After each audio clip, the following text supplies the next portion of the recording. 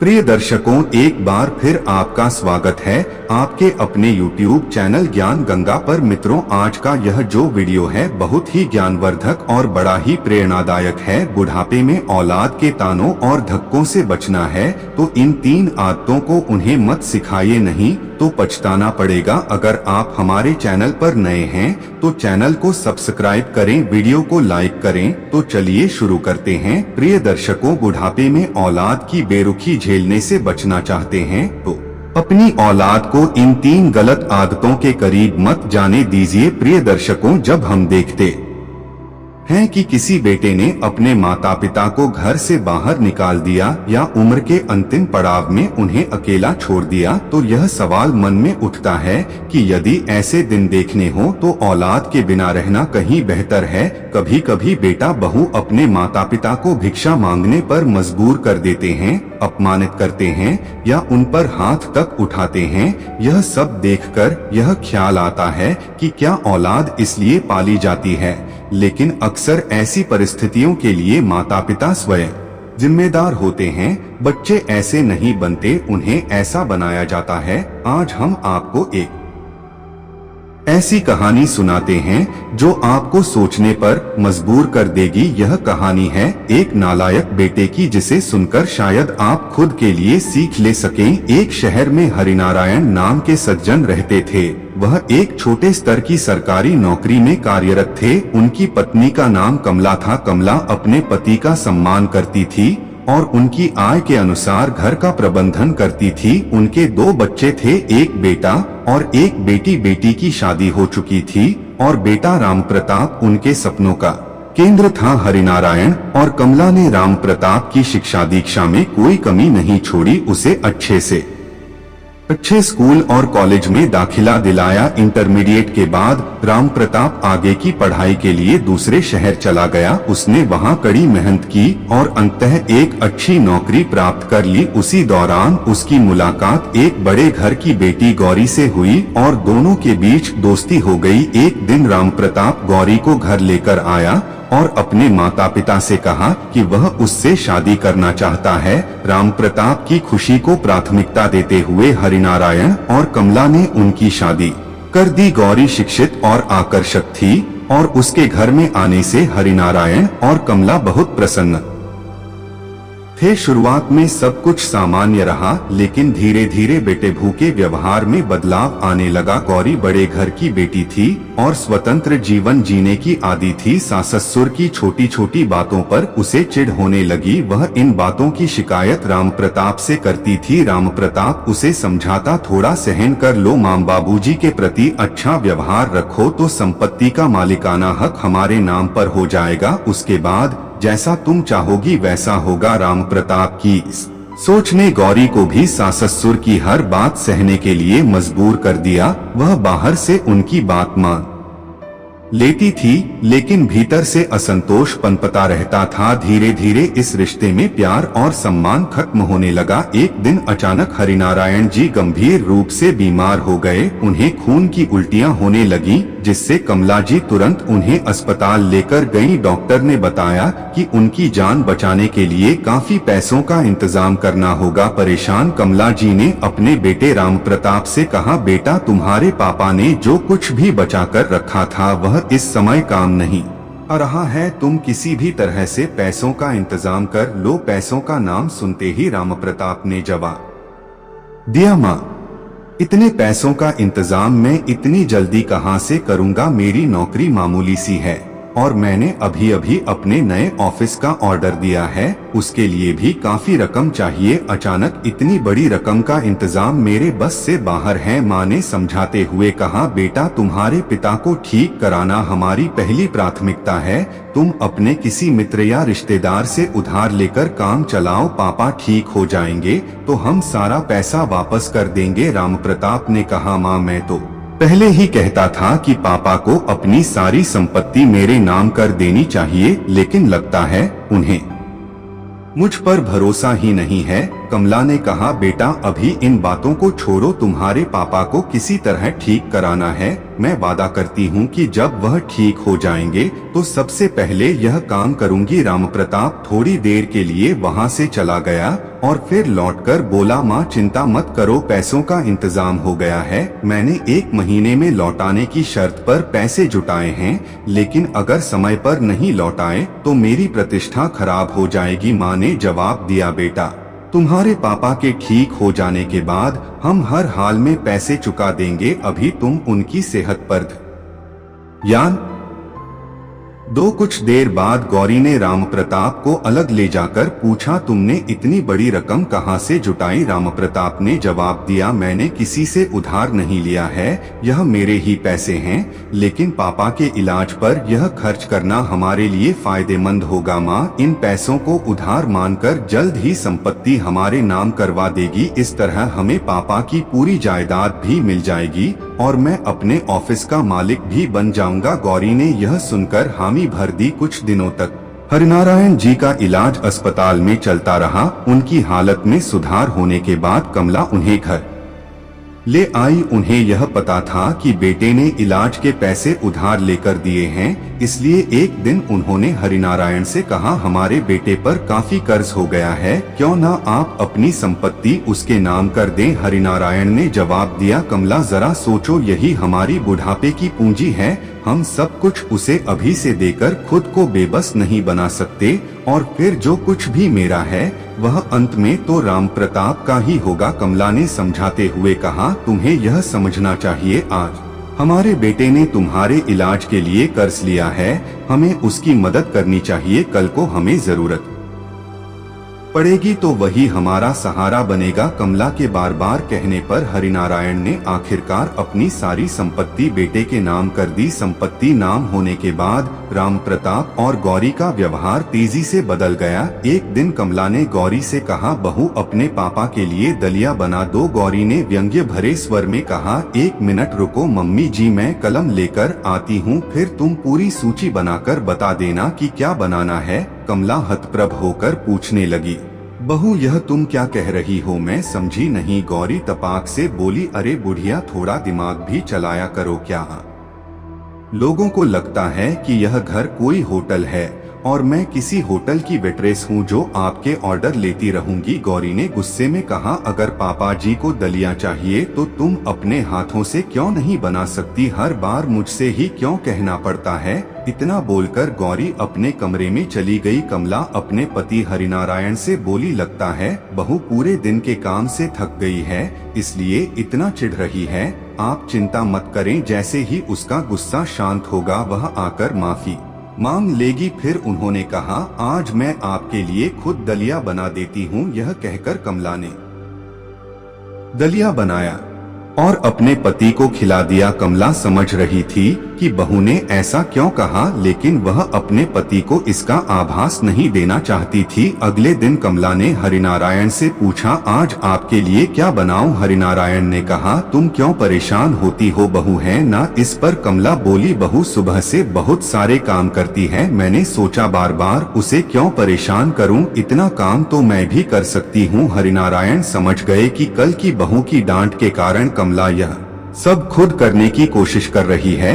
उन्होंने कहा, तुम जो भी बनाओगी मैं खा लूंगा। इसके बाद कमला रसोई में गई, लेकिन वहां पहुंचकर चौंक गई, अरे यह क्या, रसोई पर ताला लगा हुआ है। उन्होंने सोचा, आज तक तो कभी रसोई पर ताला नहीं लगा, यह क्या हो गया? कमला ने गौरी को आवाज दी। गौरी ने तपाक से जवाब दिया, मम्मी जी इतना क्यों चिल्ला रही हो? कमला ने पूछा, आज तक रसोई और पूजा घर पर ताला नहीं लगा, यह आज क्या हो गया? गौरी बोली, अब ताला लगाना जरूरी हो गया है, क्योंकि इस घर में 2 भूखे जानवर रहते हैं जिन्हें हर समय भूख लगी रहती है। अब यह घर कोई मंदिर का भंडारा नहीं है कि बार बार खाना परोसा जाएगा, इसलिए मैंने ताला लगा दिया। कमला बोली, तो अब हम तुम्हारी नजर में जानवर हो गए हैं?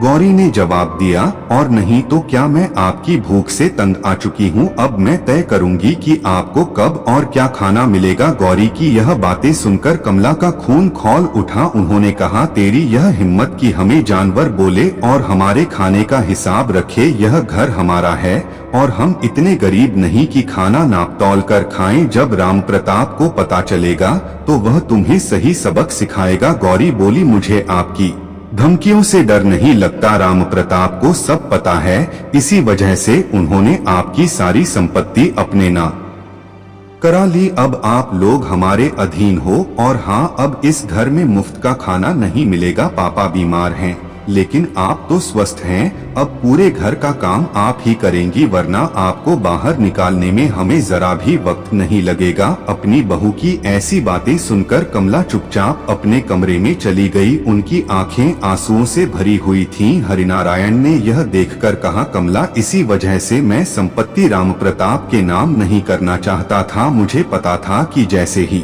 हमारे हाथ खाली होंगे यह लोग हमें लात मारेंगे। मैंने तुम्हारे कहने पर सब कुछ उनके नाम कर दिया, लेकिन यह इतना नीचे गिर जाएंगे यह तुमने नहीं सोचा था। अब अगर इस घर में रहना है तो सारे काम खुद करो, वरना हमें बाहर निकाल दिया जाएगा। कमला बोली, आप चिंता मत करें, बेटे के आने पर मैं उससे सब कुछ कहूंगी। रात में जब राम प्रताप घर आया तो कमला ने रोते हुए पूरी बात बताई। उन्होंने कहा, बेटा, क्या हम इस घर के जानवर हैं जो तेरी पत्नी हमें ऐसा कहती है? आज तक हमारी रसोई पर कभी ताला नहीं लगा, लेकिन आज गौरी ने रसोई पर ताला डाल दिया। क्या हम तुम्हारे माता पिता नहीं हैं या फिर कोई नौकर हैं? राम प्रताप ने ठंडे स्वर में कहा, बस करो माँ, आप किस जमाने में जी रही हैं? आज के समय में ना बाप बड़ा है ना भैया, सबसे बड़ा रुपया है। क्या आपको लगता है कि मैं और मेरी पत्नी पूरी जिंदगी आपकी सेवा करेंगे? खबरदार, जो आज के बाद मेरी पत्नी के बारे में कुछ भी कहा वह जैसा कहेगी वैसा करना होगा, वरना अंजाम बुरा होगा। कमला को उम्मीद थी कि उनका बेटा उनकी बात सुनेगा, लेकिन यहाँ तो उल्टा हो गया। बेटे ने रही सही कसर पूरी कर दी। बेटे की बातें सुनकर कमला की जुबान से एक शब्द नहीं निकला, सिर्फ आंखों से आंसू बह रहे थे। इधर बहू और बेटे का बर्ताव दिन ब दिन और भी खराब होता चला गया। गौरी पहले तो रसोई में ताला लगाती थी, लेकिन अब उसने खाना भी कम कर दिया। धीरे धीरे वह उन्हें बासी भोजन परोसने लगी। हरिनारायण, जो पहले से ही बीमार थे, बासी खाना खाते खाते और भी अधिक कमजोर हो गए। दूसरी ओर कमला जी पूरे दिन घर का काम करती थीं और ऊपर से उन्हें ताजा और पर्याप्त खाना भी नहीं दिया जाता था। धीरे धीरे उनकी सेहत गिरने लगी और कमजोरी के कारण उन्हें चक्कर आने लगे। एक दिन काम करते करते वह थक कर सो गई। हरिनारायण जानते थे कि कमला को घर का सारा काम करना पड़ता है और उन्हें भरपेट भोजन भी नहीं मिलता। उन्होंने अपनी बहू से कहा, बहू, आज रात का खाना मुझे मत देना, इसके बजाय तुम्हारी सास का पेट भर देना, वह बहुत कमजोर हो गई है। गौरी ने रूखे अंदाज में कहा, ससुर जी, आप कह रहे हैं तो मैं ऐसा ही करूंगी, लेकिन बाद में मत कहना कि मैं कमजोर हो रही हूँ। वैसे भी आप दोनों तो ऐसे दिखाते हैं जैसे मैं आपको भूखा रखती हूँ। आपसे काम तो कुछ होता नहीं, बस खाना खाना चलता रहता है। धीरे धीरे शाम हुई और जब कमला खाने के लिए गईं तो उन्होंने देखा कि आज उनकी थाली में दाल की 2 कटोरियां और 4 रोटियां थीं। यह देखकर वह चौंक गईं और सोचने लगी कि आमतौर पर गौरी उन्हें 2 रोटियां और 1 कटोरी दाल देती थी, लेकिन आज इतना ज्यादा खाना क्यों परोसा गया? उन्होंने गौरी से पूछा, बहू, आज मेरी थाली में इतना ज्यादा खाना क्यों दिया? गौरी ने रूखे स्वर में जवाब दिया, ज्यादा सवाल मत करो, जो मिला है चुपचाप खा लो, वरना यह भी नहीं मिलेगा। उस दिन कमला ने लंबे समय बाद भरपेट खाना खाया, लेकिन उन्हें यह नहीं पता था कि उन्होंने अपने पति के हिस्से का भी खाना खा लिया। खाना खाकर वह सोने चली गईं। वह अपने पति को गौरी के व्यवहार के बारे में बताना चाहती थी, लेकिन जब वह उनके कमरे में पहुंची तो देखा कि हरिनारायण सो रहे हैं। उन्होंने सोचा कि सुबह बात कर लूंगी और अपने कमरे में चली गईं। अगली सुबह जब कमला अपने पति के कमरे में गईं तो उन्होंने देखा कि हरिनारायण चारपाई से नीचे गिरे पड़े हैं और उनके मुंह से खून बह रहा है। यह देख कमला घबरा गईं। उन्होंने तुरंत अपने बेटे को सूचना दी और उन्हें अस्पताल में भर्ती कराया। बेटा अपने पिता को सरकारी अस्पताल में छोड़कर वापस चला गया। डॉक्टर ने कहा, अगर इन्हें समय पर खून नहीं चढ़ाया गया तो इनका बचना मुश्किल है। कमला परेशान थी क्योंकि उनके पास पैसे नहीं थे। अंततः वह बेटे के ऑफिस पहुंच गईं। वह ऑफिस के बाहर बैठकर बेटे का इंतजार करने लगी। उनकी बूढ़ी आंखें दरवाजे की ओर टकटकी लगाए देख रही थीं। समय बीतता गया और घुटनों में दर्द होने लगा। एक चपरासी ने यह देखा और उन्हें कुर्सी पर बैठने को कहा। कमला ने उसे आशीर्वाद दिया। कुछ देर बाद राम प्रताप अपनी बड़ी गाड़ी में ऑफिस पहुंचा। जैसे ही वह गाड़ी से उतरा, कमला दौड़कर उसके गले लग गईं और फूट फूट कर रोने लगी। अपनी माँ को फटे पुराने कपड़ों में देखकर राम प्रताप को शर्मिंदगी महसूस हुई। उसने माँ को झटक कर कहा, कौन है यह बूढ़ी और यहाँ क्या कर रही है? चपरासी बोला, सर यह बहुत देर से आपका इंतजार कर रही हैं। राम प्रताप गुस्से में चिल्लाया, क्या तुम्हारा दिमाग खराब है? किसी को भी ऑफिस में बैठा लेते हो? यह ऑफिस है, भिखारियों का अड्डा नहीं। इसे पैसे देकर भगा दो। पता नहीं कैसे कैसे लोग बेशर्मी से चले आते हैं। बेटे के मुंह से ऐसी बातें सुनकर कमला का दिल टुकड़े टुकड़े हो गया। उन्होंने कहा, बेटा तुम सही कह रहे हो, मैं भिखारी हूँ। आज मैं तुम्हारे पिता की जान बचाने के लिए भीख मांगने आई हूँ। अगर हो सके तो मदद कर दो। डॉक्टर ने खून चढ़ाने को कहा है और तुम्हारे पिता इस समय अस्पताल में मौत से लड़ रहे हैं। इतना कहते हुए कमला राम प्रताप के पैरों में गिरकर गिड़गिड़ाने लगी। राम प्रताप ने गुस्से में उनका हाथ पकड़ा और उन्हें किनारे ले गया। राम प्रताप अपनी माँ से कहता है, सुनो बुढ़िया, ना तो मेरे पास इतना समय है और ना ही उस बूढ़े को बचाने के लिए खून देने का इरादा। कमला जी हाथ जोड़कर विनती करती हैं, बेटा इस समय मेरी मदद कर दो। मैं अपने शरीर का हर कतरा बहाकर तुम्हारा कर्ज चुका दूंगी। अगर तुम्हारे थोड़े से खून देने से तुम्हारे पिता की जान बच सकती है तो उन्हें बचा लो। राम प्रताप गुस्से में चिल्लाते हुए कहता है, अरे जा भिखारिन, यहाँ से तुझे एक बार क्या बात कर ली, अब तू पीछा ही नहीं छोड़ रही। उसने 10-10 के नोटों की एक गड्डी कमला जी के मुंह पर फेंकते हुए कहा, मेरे पास इससे ज्यादा कुछ नहीं है। इतना कहकर वह वहां से चला गया। वहां मौजूद गार्ड यह सब देख रहा था। कमला जी की हालत देखकर उसे गहरा दुख हुआ और उसकी आंखों में आंसू आ गए। उसने आगे बढ़कर कमला जी को उठाया, उन्हें पानी पिलाया और पूछा, माँ जी क्या राम प्रताप सर सच में आपके बेटे हैं? कमला जी ने अपनी पूरी व्यथा उसे सुनाई। उनकी दर्द भरी कहानी सुनकर गार्ड का दिल दहल गया। उसने उन्हें ढांढस बंधाया और उनके हाथ अपने हाथों में लेकर कहा, माँ जी चिंता मत कीजिए, सब ठीक हो जाएगा। बताइए, मैं आपका बेटा हूँ, मैं आपके लिए क्या कर सकता हूँ? अगर बाबूजी को खून की जरूरत है तो मैं अपना खून देने को तैयार हूँ। थोड़ी देर बाद जब राम प्रताप अपनी बैठक खत्म करके बाहर आया तो उसने अपनी माँ को वहीं बैठे देखा। यह देखकर वह गुस्से से भर गया। उसने कमला जी का हाथ पकड़ा और वहां से खींचकर ले जाने लगा।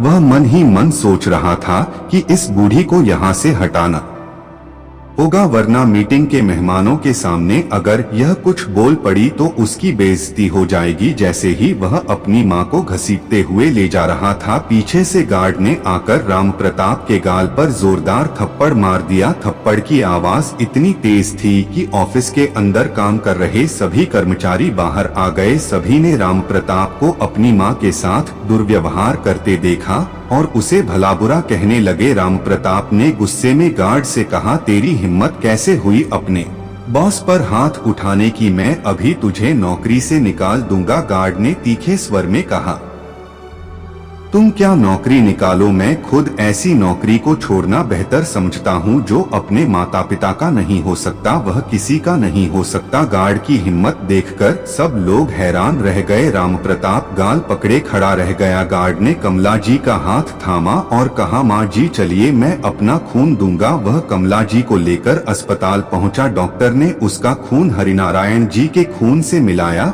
और बताया कि दोनों का रक्त समूह एक ही है। गार्ड ने अपना खून हरिनारायण जी को चढ़ा दिया। कमला जी कुर्सी पर बैठकर उसे दुआएं देने लगी। उस समय वह गार्ड उनके लिए किसी फरिश्ते से कम नहीं था। खून चढ़ने के बाद गार्ड ने कमला जी के पैर छुए और कहा, माँ जी मेरे पैरों में गिरकर मुझे पाप का भागी मत बनाइए। माँ का हाथ तो हमेशा बच्चों के सिर पर आशीर्वाद के लिए होता है। कमला जी ने गार्ड को थोड़े पैसे देते हुए कहा, बेटा तुमने मेरे लिए अपनी नौकरी छोड़ दी, यह पैसे रख लो, तुम्हारे बच्चों के काम आएंगे। गार्ड ने विनम्रता से कहा, माँ जी मेरी नौकरी की चिंता मत कीजिए, आप सुबह से यहाँ बैठी रो रही थी, आपने कुछ खाया भी नहीं होगा, पहले मैं आपके लिए खाने का इंतजाम करता हूँ। कमला जी की आंखों में आंसू थे। ऐसा लग रहा था कि उन्हें उनका सच्चा बेटा मिल गया हो। एक अजनबी होकर भी गार्ड ने हरिनारायण जी की जान बचाने की कोशिश की, जबकि उनका अपना बेटा राम प्रताप उन्हें भिखारी कहकर घर से निकाल चुका था। थोड़ी देर बाद गार्ड खाना लेने गया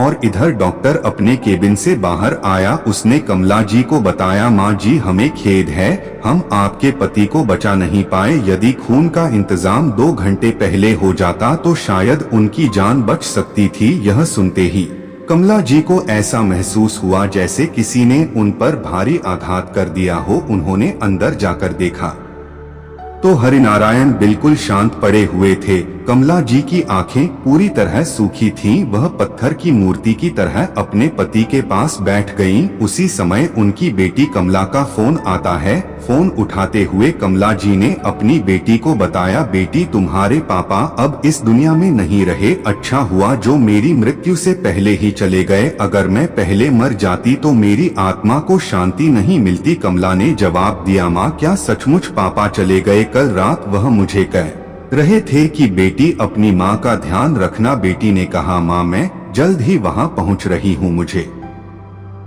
2 दिन लगेंगे। दोस्तों शाम तक हरिनारायण का अंतिम संस्कार हो गया। कमला विदेश में रहती थी इसलिए वह उस दिन नहीं आ सकी, लेकिन बाद में वह कमला जी को सांत्वना देकर अपने घर लौट गई। जब गौरी ने सुना कि अगले दिन उनकी ननद आ रही है तो उसने अपने पति राम प्रताप से कहा, पता नहीं वह आकर क्या करेगी जब उसे सब कुछ पता चलेगा कि बाबूजी की जान हमारे कारण चली गई। राम प्रताप ने कहा, पर उसे बताएगा कौन कि बाबूजी हमारे कारण मरे हैं? गौरी ने जवाब दिया, आपकी माँ उसे जरूर बता देगी। राम प्रताप ने कहा, तुम चिंता मत करो, मैं इस बुढ़िया को उसी बूढ़े के पास भेज दूंगा। कमला कल आएगी, हम आज ही इसका इंतजाम कर लेते हैं, फिर हमें किसी से डरने की जरूरत नहीं होगी। अगर कोई पूछेगा तो हम कह देंगे कि पापा के गम में माँ भी चल बसी। दोनों ने मिलकर कमला जी को मारने की एक खतरनाक योजना बनाई। सोचा कि उसकी खीर में जहर मिलाकर उसे खिला देंगे, फिर वह भी चल बसी। गौरी ने खीर तैयार की और उसमें जहर मिलाकर अपनी सास को खिलाने के लिए उनके कमरे में पहुँच गई, लेकिन उन्हें यह नहीं पता था कि कमला ने पहले ही कह दिया था कि वह कल आएगी और आज ही वह आ जाएगी। कमला के पास घर की चाबी थी जो उसके पिता ने उसे दी थी ताकि वह कभी भी घर आ सके। गौरी जब खीर में जहर मिलाकर अपनी सास को देने वाली थी तभी कमला ने आकर उनकी सारी बातें सुन ली और उन्हें अपने फोन में रिकॉर्ड कर लिया। इसके बाद कमला ने दरवाजा खोला और अंदर जाकर गौरी के गाल पर जोरदार तमाचा मारा। कहने लगी, अब मुझे समझ आ गया कि मेरे पापा मरे नहीं, तुम दोनों ने उन्हें मारा है, अब तुम मेरी माँ को भी मारने जा रहे थे। कमला की अचानक उपस्थिति से दोनों घबरा गए। कमला ने तुरंत पुलिस को फोन किया और उन्हें पकड़वा लिया। दोनों ने अपनी सारी जायदाद का जो बंदोबस्त किया था वह भी उनसे छीन लिया। पुलिस को देखकर गौरी और राम प्रताप डर के मारे कांपने लगे और कमला जी के पैरों में गिरकर माफी मांगने लगे, लेकिन कमला जी ने उन्हें माफ नहीं किया। पुलिस ने उन्हें पकड़कर सलाखों के पीछे भेज दिया। कमला जी ने अपनी सारी संपत्ति अपनी बेटी और उस गार्ड के नाम कर दी जिसने अपने रक्त से हरिनारायण की जान बचाने की कोशिश की थी। हालांकि वह बच नहीं पाए। कमला ने भी उस गार्ड को अपना भाई मान लिया। दोस्तों, इस कहानी से हमें 3 महत्वपूर्ण बातें सीखने की आवश्यकता है। जिंदगी में कभी भी अपने हाथ खाली नहीं छोड़ने चाहिए, क्योंकि जब हाथ खाली होते हैं तो अपनों से ही ठोकर मिलती है। बच्चों को बचपन से इतना दूर नहीं रखना चाहिए कि वह हमसे दूर हो जाएं। रिश्ते मोह की बुनियाद पर होते हैं, अगर मोह है तो रिश्ते हैं। नहीं तो कुछ नहीं, बच्चों को इंग्लिश स्कूल में पढ़ाने के साथ साथ अपनी संस्कृति और संस्कार भी सिखाने चाहिए। अगर वे अपनी संस्कृति को नहीं सीखेंगे तो विदेशी सभ्यता अपनाकर अपने माँ बाप को बूढ़े होने पर त्याग देंगे। मैं तो कहूँगा कि हमारे देश में जितने भी कॉन्वेंट स्कूल हैं, उनमें आधे घंटे का एक नया विषय जोड़ दिया जाए जिसमें केवल हमारे आदर्श, संस्कृति, सिद्धांत और महापुरुषों के बारे में बताया जाए। इससे क्या होगा कि बच्चों को पढ़ाई के साथ साथ अपने आदर्शों और सांस्कृतिक विरासत का भी ज्ञान मिलेगा। कहते हैं आप चाहे जितने भी अंग्रेज बन जाएं, यदि आपने बचपन से अपने संस्कारों को सीखा है तो आप कभी अपने कर्तव्य और धर्म से विमुख नहीं हो सकते। तो प्रिय दर्शकों, इस कथा के बारे में आपके क्या विचार हैं? कृपया अपनी अनमोल राय हमें कमेंट बॉक्स में जरूर बताएं। हम आशा करते हैं कि यह कथा आपके मन को भा गई होगी और आपको आध्यात्मिक प्रेरणा मिली होगी। प्रिय दर्शकों, आगे की कहानी में आपको जानने को मिलेगा एक ऐसा अनमोल संदेश जो आपके जीवन को नई दिशा देगा। प्रिय दर्शकों, इन 5 खास लोगों का साथ कभी नहीं छोड़ना चाहिए, वरना पाप का सामना करना पड़ सकता है। एक कुत्ते ने यह कहा कि जिंदगी में कभी भी इन 5 लोगों का साथ नहीं छोड़ना चाहिए। यह कहानी एक कुत्ते की है जो सिर्फ वफादारी का प्रतीक नहीं था बल्कि सच्चे दोस्त की असली पहचान भी बताता है। कहते हैं कि जीवन में हम कई लोगों से मिलते हैं, लेकिन उनमें से कितने लोग हमारे सुख और दुख में सच्चे साथी बन पाते हैं, यह समय ही तय करता है। एक दिन कुत्ते ने कुछ महत्वपूर्ण बातें साझा की। उसने बताया कि जिंदगी में कुछ लोग ऐसे होते हैं जिनका साथ हमें हर स्थिति में निभाना चाहिए, चाहे मुश्किलें कितनी भी बड़ी क्यों न हो। यह लोग हमें न सिर्फ प्रेरित करते हैं बल्कि संकट के समय भी हमारे साथ खड़े रहते हैं। कुत्ते ने 5 विशेष लोगों का जिक्र किया जिनका साथ कभी नहीं छोड़ना चाहिए। यह 5 लोग हमारे जीवन का अहम हिस्सा हैं और उनका साथ जीवन में अनमोल है।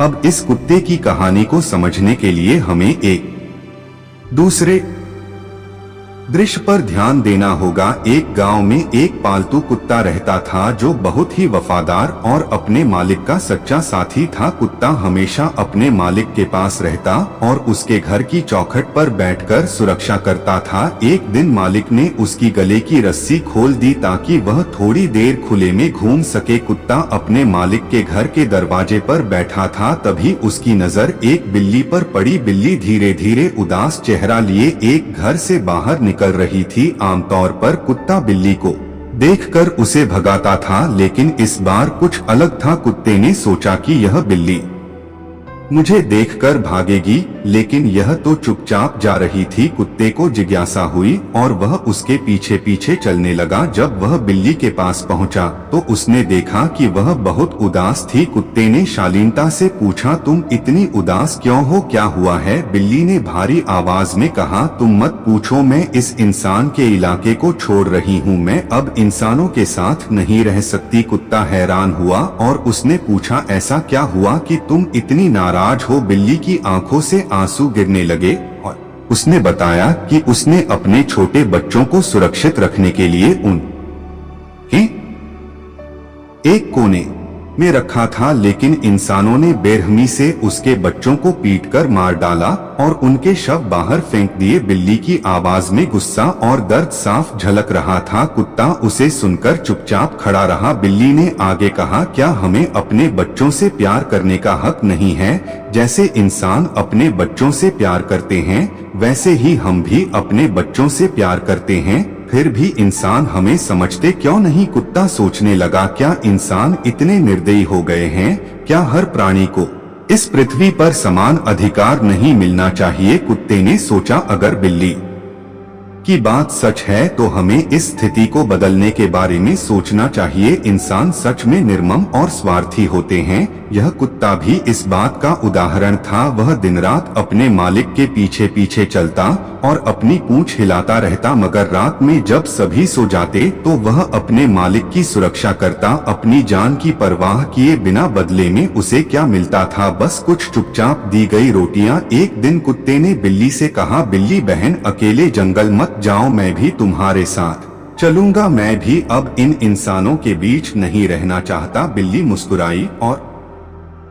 बोली ठीक है कुत्ते भाई, चलो अब हम दोनों जंगल में स्वतंत्र जीवन जीने जाएंगे। दोनों साथ साथ चलने लगे। तभी पास में एक बकरा बंधा हुआ था जो उनकी बातें सुन रहा था। बकरा चिल्लाया, अरे भैया मुझे भी अपने साथ ले चलो, मैं भी इन इंसानों के बीच नहीं रहना चाहता। कुत्ता हैरान होकर बोला, बकरा भाई तुम्हें क्या परेशानी है? तुम्हें तो समय पर खाना और पानी मिल जाता है, फिर क्यों इंसानों को छोड़ना चाहते हो? बकरा गहरे दुख के साथ बोला, कुत्ते भाई तुम्हें सिर्फ मेरा खाना पानी नजर आता है, लेकिन क्या तुम जानते हो कि शाम को मेरे साथ या होता है? मेरा मालिक मुझे रोज तौलता है, जब तक मेरा वजन बढ़ता है वह मुझे रखता है, लेकिन जैसे ही मेरा वजन बढ़ना बंद होता है वह मुझे कसाई के हाथों बेच देता है। मेरी मौत निश्चित है, मैं इन निर्दयी इंसानों के हाथों मरना नहीं चाहता। बकरा की बातों को सुनकर कुत्ते का दिल पसीज गया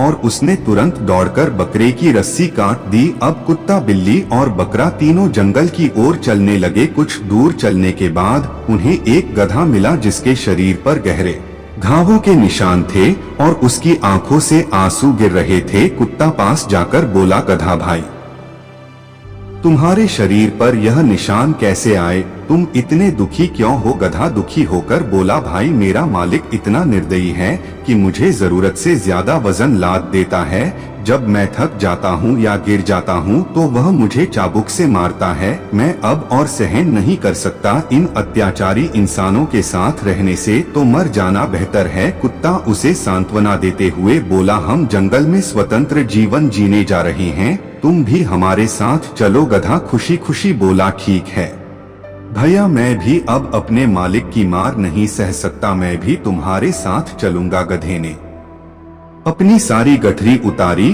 और उनके साथ चलने लगा। अब कुत्ता, बिल्ली, बकरा और गधा चारों साथ चलने लगे। धीरे धीरे वे गांव के बाहर एक खेत तक पहुंच गए। वहां एक गाय चारा खा रही थी और उसने उन्हें देखा। गाय ने सोचा, यह सब पालतू जानवर कहाँ जा रहे हैं? गाय ने आवाज दी, तुम सब कहाँ जा रहे हो? कुत्ता जवाब दिया, हम जंगल में स्वतंत्र जीवन जीने जा रहे हैं। इन इंसानों के अत्याचार से तंग आकर हमने यह फैसला किया है। गाय ने कहा, मुझे भी अपने साथ ले चलो, मैं भी इन इंसानों के बीच नहीं रहना चाहती। कुत्ता हैरान होकर बोला, गाय बहन तुम्हें क्या परेशानी है? तुम्हारी तो बहुत सेवा होती है, इंसान तुम्हें पवित्र मानते हैं। गाय ने आंसू पोंछते हुए कहा, कुत्ते भाई तुम्हें सिर्फ बाहर की बातें दिखती हैं। इंसान दिखाने के लिए मेरी पूजा करते हैं, लेकिन असलियत में मेरा शोषण करते हैं। वे मेरे दूध को लूट लेते हैं और जब मैं दूध देना बंद कर देती हूँ तो मुझे बूचड़खाने में भेज देते हैं। मैं अब और सहन नहीं कर सकती, मुझे भी अपने साथ ले चलो। गाय की बातों को सुनकर सभी सहमत हो गए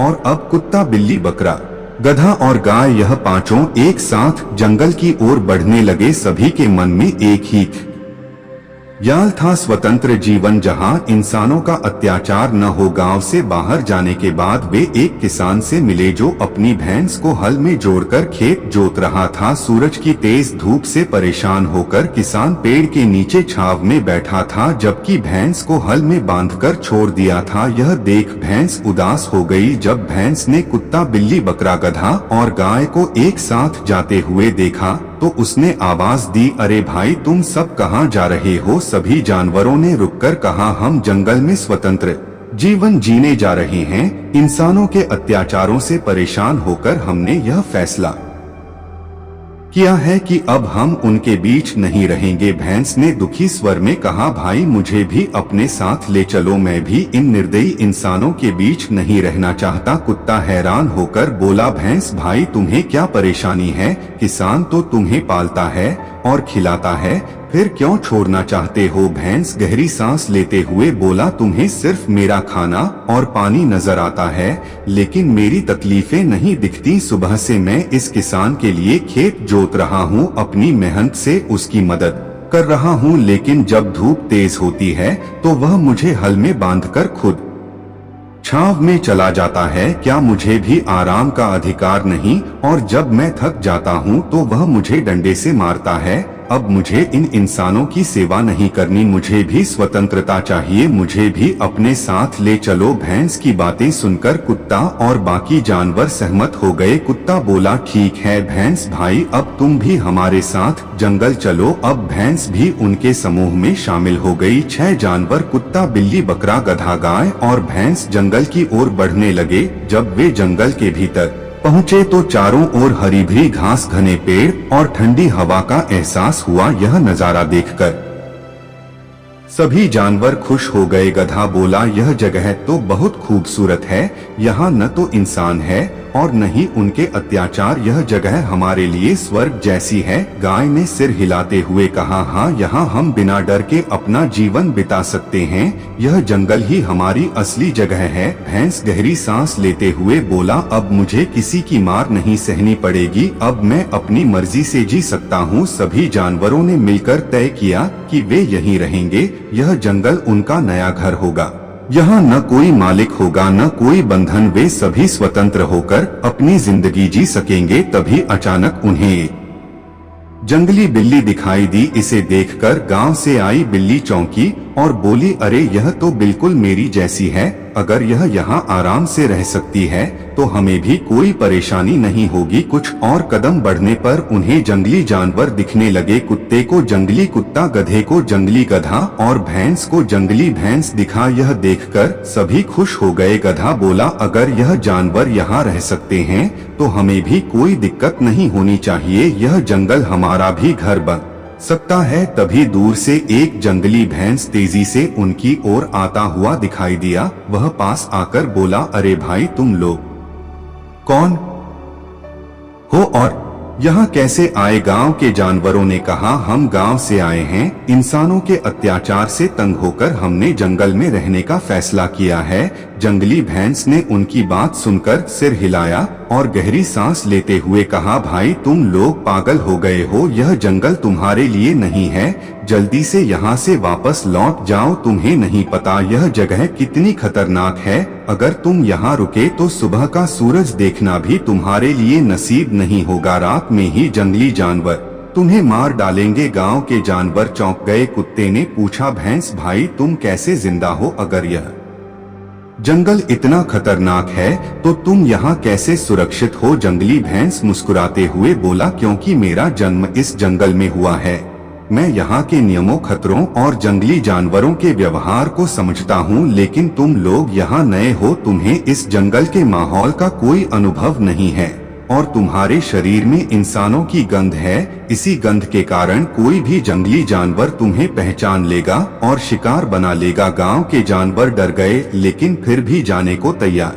नहीं हुए। वे बोले, हम यहाँ रहेंगे, हमें अब वापस नहीं जाना, हम लड़ने के लिए तैयार हैं। जंगली भैंस यह सुनकर चिंतित हो गया। उसने सोचा, मेरा धर्म है इन्हें बचाना, अगर यह यहीं रहे तो मारे जाएंगे, मुझे इन्हें समझाने का कोई तरीका अपनाना होगा। वह थोड़ी देर सोचने के बाद बोला, तुम्हारे शरीर में इंसानों की गंध बसी हुई है, यही गंध तुम्हें यहाँ सुरक्षित नहीं रहने देगी, पहले तुम्हें इस गंध से छुटकारा पाना होगा, तभी तुम इस जंगल में सुरक्षित रह पाओगे। गांव के जानवरों ने पूछा, हम यह गंध कैसे मिटा सकते हैं? जंगली भैंस बोला, मेरे साथ चलो, नदी के किनारे एक बड़ा बालू का ढेर है, अगर तुम उसमें लौट जाओ तो इंसानों की गंध तुमसे हट जाएगी और जंगल की गंध तुम में समा जाएगी, तब यह जंगल तुम्हें अपनाएगा। गांव के जानवर सहमत हो गए और जंगली भैंस के साथ चल पड़े। जैसे ही वे आगे बढ़े उन्होंने झाड़ियों के पीछे से दम घुटने की आवाज सुनी। बकरे ने अपने कान खड़े किए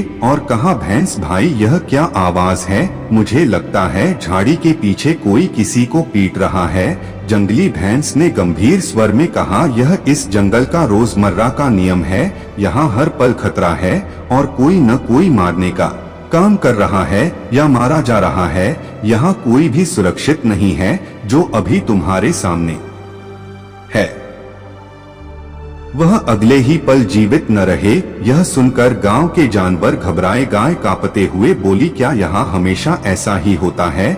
जंगली भैंस बोला, हाँ, यहाँ का जीवन ऐसा ही है, यहाँ हर कदम पर खतरा है और अगर तुम इस जंगल के नियम नहीं समझोगे तो ज्यादा समय तक जिंदा नहीं रह सकोगे। गांव के जानवर अब डरने लगे थे। वे समझ चुके थे कि जंगल उतना सरल नहीं है जितना उन्होंने सोचा था। उनकी स्वतंत्रता की खोज ने उन्हें एक नई सच्चाई से परिचित कराया। हर जगह के अपने नियम और खतरे होते हैं। कुछ आगे बढ़ने पर उन्हें जमीन पर खून के धब्बे दिखे। सभी ने हैरान होकर जंगली भैंस से पूछा, यह खून किसका है? यह कहां से आया? जंगली भैंस सिर झुकाकर बोला, आगे देखो, तुम्हें सब समझ आ जाएगा। सभी जानवरों ने ऊपर देखा और जो दृश्य देखा उससे उनके रोंगटे खड़े हो गए। एक जंगली बिल्ली जिसे वे थोड़ी देर पहले देख चुके थे अब मरी हुई लटक रही थी। उसके शरीर से खून टपक रहा था और वह किसी बड़े शिकारी का शिकार बन चुकी थी। गांव की बिल्ली यह देखकर कांपते हुए बोली, यह क्या हो रहा है? यह तो अभी थोड़ी देर पहले जिंदा थी। जंगली भैंस गंभीरता से बोला, मैंने तुमसे पहले ही कहा था कि इस जंगल में किसी का जीवन सुरक्षित नहीं है। जो अभी तुम्हारे सामने था वह अगले ही पल मरा हुआ हो सकता है। यहाँ जीवन बहुत अनिश्चित है। सभी जानवर डर के मारे कांपने लगे। उनके दिलों में अब जंगल का भय पूरी तरह बैठ चुका था। वे जंगली भैंस के साथ आगे बढ़ते रहे लेकिन उनका मन डर और जिज्ञासा से भरा हुआ था। थोड़ी देर बाद उन्हें हवा में मिट्टी और पानी की खुशबू आई। जंगली भैंस बोला, पास में एक नदी है। मैंने जो बालू का ढेर बताया था वह यही है। वहाँ जाकर लौट जाओ ताकि इंसानों की गंध तुम्हारे शरीर से खत्म हो जाए और जंगल की गंध आने लगे। तभी यह जंगल तुम्हें अपना पाएगा। सभी जानवर आगे बढ़े और नदी के पास बालू का ढेर देख लिया लेकिन जैसे ही वे वहां पहुंचे उनकी नजर एक डरावने दृश्य पर पड़ी। एक जंगली भैंस नदी के किनारे मगरमच्छों के बीच फंसा हुआ था। 4-5 मगरमच्छ उस पर हमला कर चुके थे। जंगली भैंस अपनी जान बचाने के लिए पूरी ताकत से चिल्ला रहा था लेकिन मगरमच्छ उसे पीछे से खींच कर खा रहे थे। उसका आधा शरीर पहले ही मगरमच्छों का शिकार बन चुका था फिर भी वह अपनी जान बचाने के लिए तड़प रहा था। गांव के जानवर यह देखकर सन्न रह गए। उनके चेहरे पर पसीने की धार बहने लगी। उन्होंने जंगली भैंस से पूछा, यह क्या हो रहा है? कोई उसे बचाने क्यों नहीं आ रहा? जंगली भैंस गंभीरता से बोला, यह जंगल का नियम है। यहाँ हर जानवर अपनी जान खुद बचाता है। यहाँ कोई किसी का साथी नहीं होता। जो कमजोर पड़ता है वह दूसरे का भोजन बन जाता है और अगर तुम यहाँ रुके तो तुम्हारा भी यही हश्र होगा। इस जंगल में अपनी जान बचाने के लिए चाहे जितनी कोशिश कर लो इन खतरों से बच पाना असंभव है। सभी जानवर डर के मारे कांपने लगे।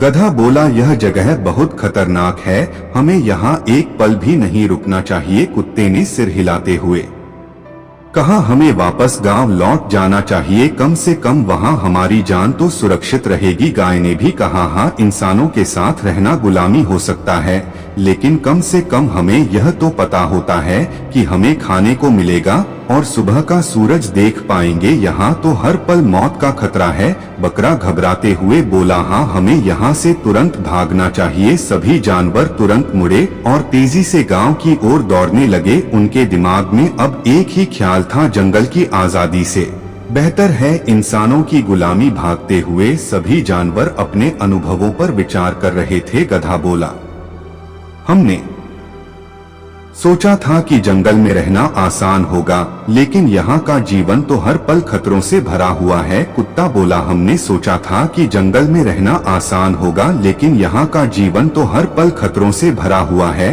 गाय ने भी सहमति जताई, इंसानों के बीच रहना मुश्किल हो सकता है लेकिन कम से कम हम वहाँ सुरक्षित होते हैं। बकरा बोला, यह जंगल तो डर और खौफ से भरा हुआ है। यहाँ कोई भी पल की गारंटी नहीं है। सभी जानवर यह समझ गए कि हर जगह के अपने नियम और खतरे होते हैं। उनकी आजादी की तलाश ने उन्हें एक नई सच्चाई से रूबरू कराया। जीवन में हर स्थान पर अपनी चुनौतियां होती हैं और इसी तरह हर जीवन शैली के अपने फायदे और नुकसान होते हैं। गांव लौटने के बाद कुत्ता, बिल्ली, बकरा, गधा, गाय और भैंस ने एक गहरी शिक्षा प्राप्त की। उन्होंने जाना कि जो रिश्ते जीवन में सबसे महत्वपूर्ण होते हैं उन्हें कभी नहीं छोड़ना चाहिए। जंगल की खतरनाक यात्रा ने उन्हें यह सिखाया कि इंसानों के साथ रहना कठिन हो सकता है, लेकिन कुछ मूलभूत रिश्ते और मूल्य इंसान को हर परिस्थिति में बनाए रखते हैं। यह कहानी हमें यह भी सिखाती है कि इंसान को अपने जीवन के 5 मुख्य रिश्तों को कभी नहीं छोड़ना चाहिए। एक मालिक का साथ। अगर आप किसी के अधीन काम करते हैं, चाहे नौकरी हो या कोई अन्य कार्य, तो अपने मालिक का साथ कभी नहीं छोड़ना चाहिए। मालिक वह होता है जो आपको दिशा और मार्गदर्शन देता है। शास्त्र में कहा गया है, जिसे प्रशंसा मिलती है वही सच्चा नेता होता है। अगर कुत्ता अपने मालिक का साथ नहीं छोड़ता तो शायद वह ऐसी खतरनाक स्थिति में नहीं पहुंचता। एक अच्छा मालिक जीवन में सुरक्षा और स्थिरता प्रदान करता है। 2 माता पिता का साथ। माँ बाप का स्थान संसार में सबसे बड़ा होता है, चाहे आप कितने भी संपन्न या गरीब हो। माता पिता का साथ कभी नहीं छोड़ना चाहिए। जो अपने माता पिता का साथ छोड़ता है वह कभी सच्चा सुख नहीं पाता। विदुर नीति में कहा गया है, मातृवत पितृवत याचति, यानी माता पिता का सम्मान और आदर उसी तरह करना चाहिए जैसे देवताओं का किया जाता है। 3 उनका साथ, जिन्होंने आपकी मदद की हो। जो लोग आपके कठिन समय में मदद करते हैं उनका एहसान कभी नहीं भूलना चाहिए। जो अपने उपकारकर्ताओं का साथ छोड़ता है वह कभी उन्नति नहीं कर सकता। चाणक्य नीति में कहा गया है, कृतज्ञ सदा संपन्न रहता है, कृतघ्न का पतन निश्चित है। कुत्ता, बिल्ली और अन्य जानवर अगर एक दूसरे का साथ देते तो शायद जंगल में सुरक्षित रहते। 4 पति पत्नी का साथ। पति पत्नी का रिश्ता सबसे गहरा और संवेदनशील होता है। दोनों को एक दूसरे की गलतियों को सुधारने का प्रयास करना चाहिए, न कि एक दूसरे का साथ छोड़ देना चाहिए। नीति शास्त्र में कहा गया है, पतिव्रता धर्मस्य पालना सदा, अर्थात पति पत्नी का धर्म है कि वे एक दूसरे का साथ हर स्थिति में निभाएं। 5 सत्य का साथ। सत्य हमेशा सबसे बड़ा धर्म होता है। जो सत्य का साथ छोड़ता है वह भले ही कुछ समय के लिए सुखी हो, लेकिन अंत में उसे भयंकर परिणाम भुगतने पड़ते हैं। चाणक्य नीति में कहा गया है, सत्यमेव जयति, अर्थात सत्य की हमेशा विजय होती है। झूठ का अंत निश्चित है। सत्य का पालन करने वाला व्यक्ति अंततः सम्मान और स्थिरता प्राप्त करता है। इस कहानी का मुख्य संदेश यह है कि जीवन में रिश्तों और मूल्यों का महत्व समझना बहुत आवश्यक है। कुत्ते, बिल्ली और अन्य जानवरों ने यह सीखा कि जो रिश्ते उन्हें सुरक्षा, प्रेम और सम्मान देते हैं उन्हें कभी नहीं छोड़ना चाहिए। जंगल की आजादी केवल दिखने में सुंदर थी, लेकिन वहाँ न सुरक्षा थी न स्थिरता। तो प्रिय दर्शकों, इस कथा के बारे में आपके क्या विचार हैं? कृपया अपनी अनमोल राय हमें कमेंट बॉक्स में जरूर बताएं। प्रिय दर्शकों, हम आशा करते हैं आपको यह कहानी बेहद पसंद आई होगी और आप इस कहानी से बहुत ही प्रेरणा लेंगे। वीडियो पसंद आया हो तो हमारे चैनल ज्ञान गंगा को सब्सक्राइब कर लें और वीडियो को एक लाइक जरूर करें। तो मिलते हैं आपसे अगली वीडियो में, तब तक के लिए अपना ख्याल रखिए और खुश रहिए। धन्यवाद।